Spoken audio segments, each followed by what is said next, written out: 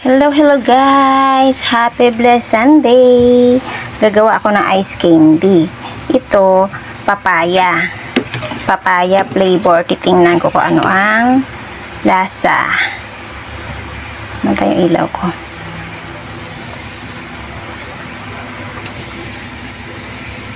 Yan o.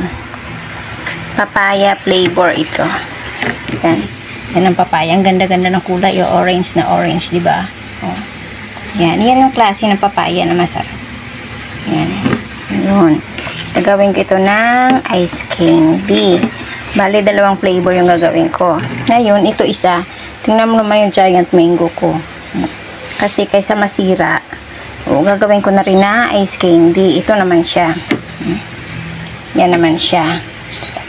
Ito naman ang aking mango flavor. Ayan. Diba? Ang sarap niyan. Marami kasing naghahanap. Nung nakaraan, gumawa ako. Alam mo ginawa ko? Kinonsumo lang namin. Yun. Kasi masarap yung pagkagawa niya. Yan. Yan ang aking menu ngayon. Ngayon kasi wala akong gagawin. Kaya yun, napag-isipan ko na naman na gumawa niyan. O, diba? Yan. Okay, guys. Ay, yun o, may Indian mango pa nga ako dito. Ayun. Hindi ko pa nga nakain yan. Yun. Kasi mga ano lang to. Itong mangga na to, binigay lang sa akin yan. Yun. Kaya gagawin ko na siyang ice candy. Yun. Bye-bye mga palangga. Mamaya na naman. Pag nakabalot na ako, pakita ko ulit sa inyo kung ilang piraso yung nagawa nito. Ito marami-rami to kasi medyo malaki-laki siya. Yan. Yan, mamaya naman. Bye-bye! So, ito na yung nagawa ko sa aking ice candy na papaya flavor. 12 pieces nagawa ko dun sa maliit kaninang maramangkok. 12 pieces ito siya. Tapos, ang aking mango flavor, ayan.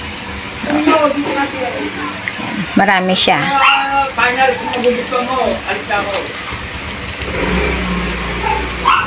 Nasa 50 pieces.